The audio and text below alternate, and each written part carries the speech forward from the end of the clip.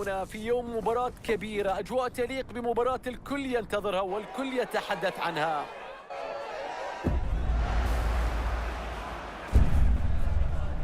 بعد قليل سنكون معكم فلا تذهبوا بعيدا، حيث فريق الهلال السعودي سيقابل فريق النصر السعودي. أهلا بكم مشاهدينا في كل مكان، هذه تحياتي محدثكم فارس عوض من كابينة التعليق. موعدنا مع ديربي العاصمة، مع ديربي الرياض وقمة سعودية كبرى على ملعب الملك فهد، حيث يستضيف الهلال نادي النصر في ديربي منتظر، في مباراة تعد بالكثير والكثير، في قمة الذكريات، في قمة الحكايات، في قمة الملاعب المكتظة بالجماهير، في الديربي الذي جاء من أجل متابعته كل هذه بالتأكيد الجماهير الحاضرة يا لها من قمة مرتقبة. هذه تشكيلة الهلال في مباراة اليوم: عبد الله المعيوف في حراسة المرمى، أندري كاريو سيبدأ مع سلمان الفرج في وسط الملعب، وفي الأمام يتواجد ليونيل ميسي لقيادة الهجوم.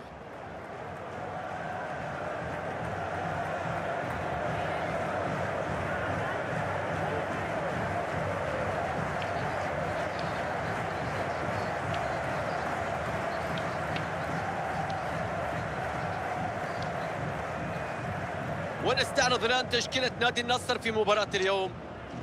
يعتمدون الرسم الخططي بشكل 4-5-1 الهجومي.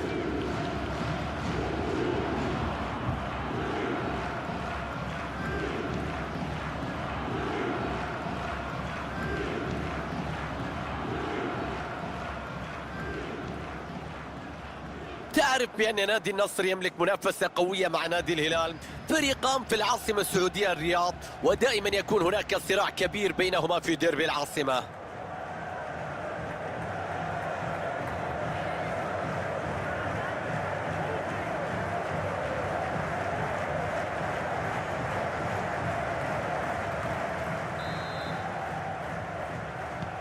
ضربة البداية من عند النصر.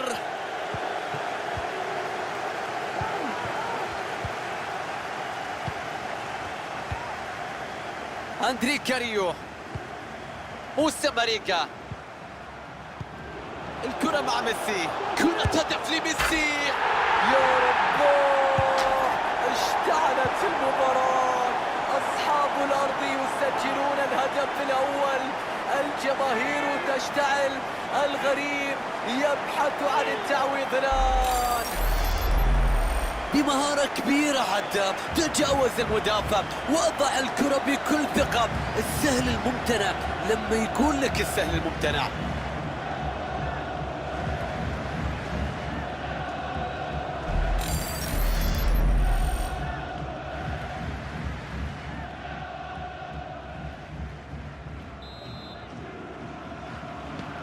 تفوق للهلال في نتيجة المباراة.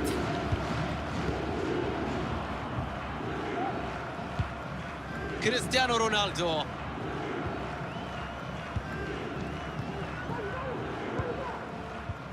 كويلار، ليونيل ميسي، تحرك ممتاز من ميسي لفتح المساحات، كرة خطيرة هنا، انقاذ رائع للتسديدة.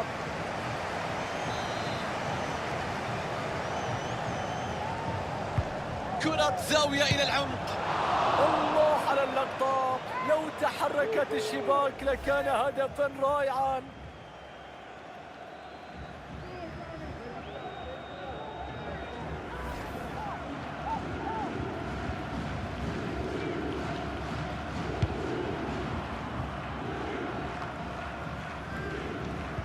المنافس يسيطر على الكرة.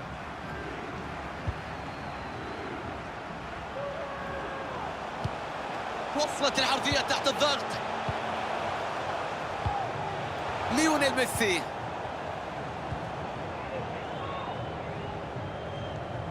يتعرض لضغط كبير الآن. كريستيانو رونالدو،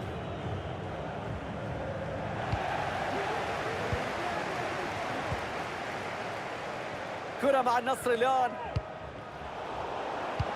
بينية خلف الدفاع، كرة بينية فيها خطورة، والتصدي الناجح من حارس المرمى، يدافع عن مرماه، طار للكرة بكل رشاقة في لقطة حبست الأنفاس. الكرة ليست في الشباك، الحارس يتدخل يبعد هذا الهدف المحقق.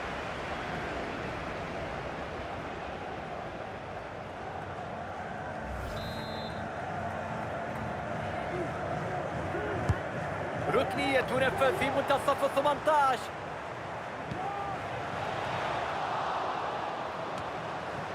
ضغط عالي واستعادة للكرة، هل يستفيدون منها الآن؟ ليونيل ميسي، اعتراض ممتاز للتصويبة، وتصويبة قوية. الله على كراته، الآن الفارق أصبح هدفين، تقدم مستحق حتى اللحظة. نشوف كرة الهدف من جديد، شوف كيف عدى، شوف كيف تجاوز المدافع بشكل مهاري، ومن ثم الإنهاء الجميل جدا. تعرض لضغط كبير من الخصم، لكنه عرف كيف يتخلص، عرف كيف يتصرف. هدف يوسع الفارق مشاهدينا، النتيجة الآن هدفين مقابل لا شيء. كريستيانو رونالدو، الكرة بين أحضان حارس المرمى مباشرة. تاليسكا، البحث عن تقليص الفارق، كرة في مكان. الآن عليه استغلال المساحات والبحث عن كرة مرتدة. الحكم، هل تستغل الفرصة؟ أوه على هذه الكرة، تدخل مثالي في الوقت المناسب. شوف منع الكرة من الدخول، غيرت الكرة اتجاهها، خادعت الجميع، فرصة بتضيع. هجوم للنصر، كرة عرضية لكن المدافع يتدخل. عرضية تسترد بدون مشاكل.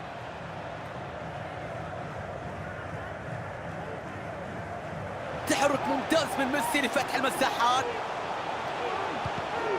الهجوم ينتهي بدون خطورة تذكر.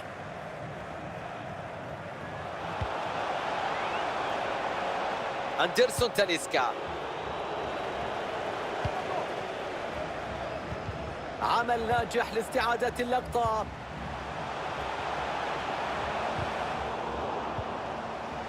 سلمان الفرج،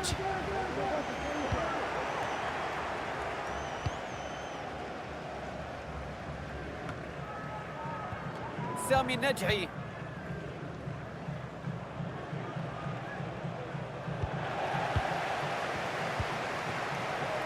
أندري كاريو. حلوة التمريرة البينية والهدف يأتي، والكرة من جديد تحرك الشباك وتوسع الفارق ل3 أهداف. نتابع الهدف مرة أخرى، تمريرة بينية رائعة، ثم شاهد الضغط الموجود، لكن لا مشكلة، فهذه قيمة الكبار في مثل هذه المواقف. مباراة كانت من جانب واحد، اللقاء بدأ منتهيا بهذا الفارق الكبير.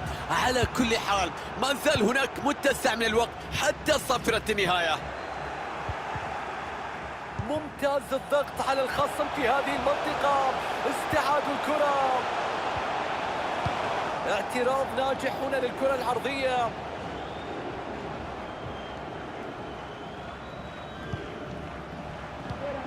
أندري كاريو، موسى ماريكا، فرصة يجب أن تستغل. ضاعت الكرة، فرصة كبيرة لهجمة مرتدة ممكن أن تشكل خطورة. دقيقة واحدة كوقت بديل في المباراة.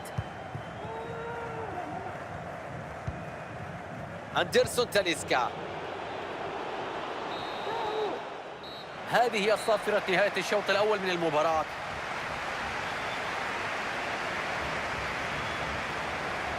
ميسي يسطع، ميسي يصنع، ميسي يبدع، ميسي يلمع في الملاعب. اليوم شاهدنا عرض ممتاز لواحد من أفضل اللاعبين في العالم، نجم اللقاء الأول.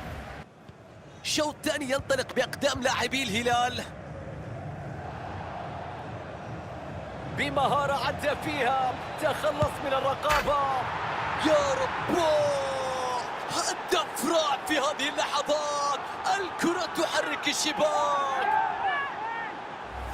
نتابع الهدف من بداية من المرور من المدافع، وبعد ذلك يتم لعب الكرة في الزاوية القريبة والمغلقة لتدخل المرمى.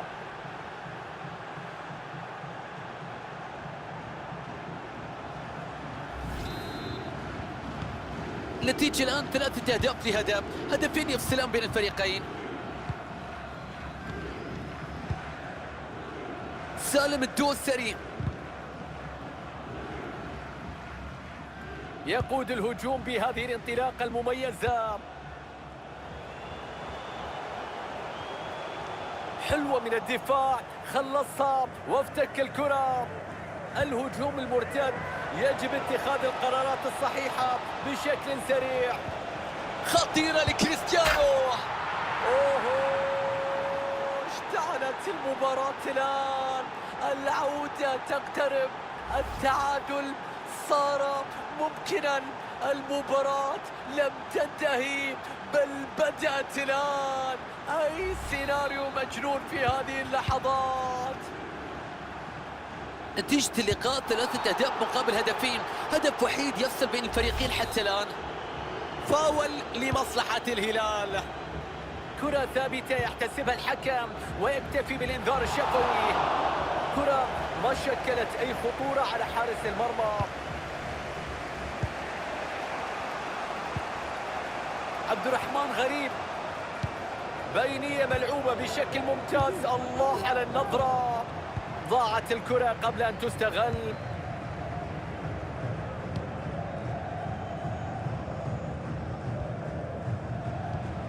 تاليسكا، تمريرة يضرب فيها ظهر المدافعين.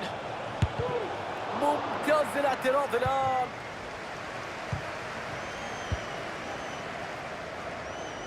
سالم الدوسري،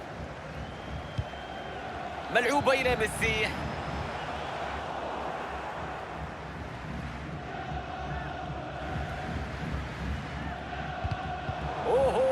يفقد الكرة هنا، تصبح خطيرة على مرماه.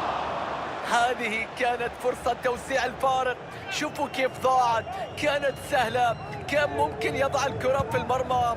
قد يندمون. يتقدم باتجاه المرمى، ويأتي التدخل الحاسم هنا لمنع الخطورة. مارتينيز، وصلت إلى تاليسكا. تحرك الآن ممتاز من اللاعبين باتجاه الأمام. ضربة ركنية يحتسبها الحكم بعد اصطدام الكرة بالمدافع. قرر يرسلها قريبة.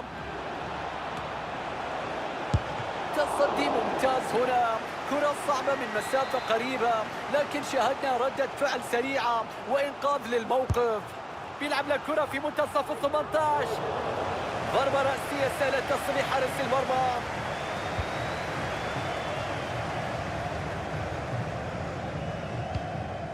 سلمان الفرج، تدخل بشكل سليم.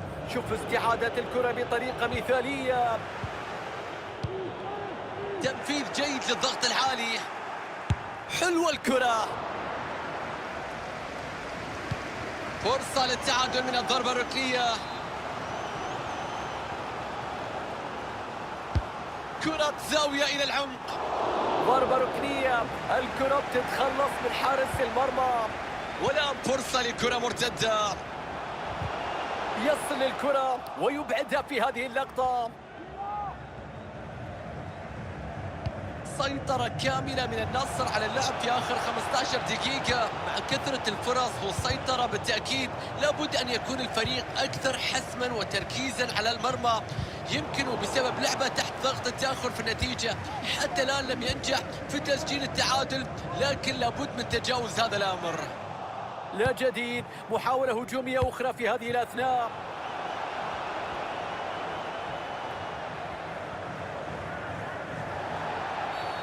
ضربة حرة هنا لمصلحة فريق النصر. في تغيير في صفوف النصر. كرة ما كان فيها أي صعوبة، لم تشكل خطورة على عبد الله المعيوف. سالم الدوسري، فرصة لهجوم مرتد في هذه اللحظات. نقل الكرة لازم يكون بشكل أسرع لاستغلال الكرة المرتدة.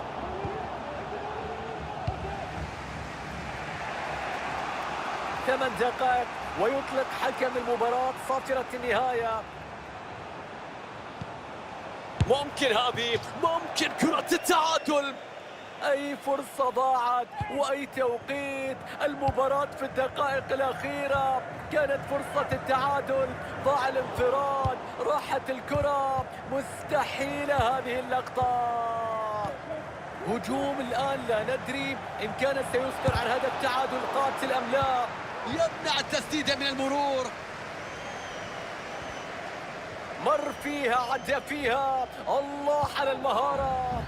كرة تذهب للمنافس بدون معاناة بعد تمريرة سيئة. سليهم في دقيقتين كوقت مضاف بدل ضايع.